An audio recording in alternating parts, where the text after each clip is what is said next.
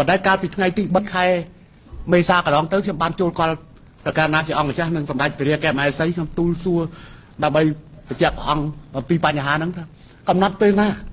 យកពេលណាអញ្ចឹងទេមានតែយកថ្ងៃ9វិច្ឆិកាដែលជាថ្ងៃបរាំងបកុលទង់ជ័យឲ្យកងទ័ពខ្មែរយកអាហ្នឹងធ្វើថ្ងៃកំណត់ហ្មងហើយបើមិនអញ្ចឹងទេច្បោកច្បល់ណានេះកំណត់ថ្ងៃនេះកំណត់នោះកំណត់ថ្ងៃនោះខុសគ្នានាំបាត់បង់ការឯកភាពបើយើងកំណត់យកថ្ងៃឯករាជ្យជាតិ9វិច្ឆិកាហើយយើងយក9វិច្ឆិកាធ្វើបុណ្យជាមួយគ្នាតែម្ដងទៅវាស្រួលជាតិកំណត់យកថ្ងៃហ្នឹងបើមិនអញ្ចឹងអ្នកខ្លះចេញមក45អ្នកខ្លះចេញមក46អ្នកខ្លះចេញមក47អ្នកខ្លះចេញមក52អ្នកខ្លះចេញមក53ឯខ្ញុំចេញមកវា77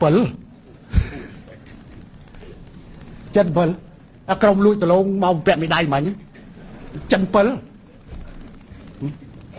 អានោះថ្ងៃខ្ញុំបង្កើតពេលដែលខ្ញុំដឹកនាំកម្លាំងតស៊ូវាយអាពតនោះកំណើតមួយផ្សេងដែរណាកំណើតមួយផ្សេង77នោះឧត្តមសេនីយ៍ពោះធំជាងគេនោះលោកយ៉ាងហ៊ួននឹងមេមុនគេទាំងអស់ប្រធានអនុសនាធំក៏មុនគេប្រធានវរៈសនាតូចក៏មុនគេប្រធានពលតូចក៏មុនគេប្រធានពលធំក៏មុនគេអា196បង្កើតពលធំដំបងគឺញឹកហ៊ួនដំបងអនុសនាធំក៏មុនគេវរៈសនាតូចក៏មុនគេកងពលតូចអាទី1ប្រចាំភ្នំពេញមុនគេហើយអា196ក៏មុនគេអញ្ចឹងខ្ញុំប្រវត្តិរបស់ខ្ញុំវាមួយផ្សេង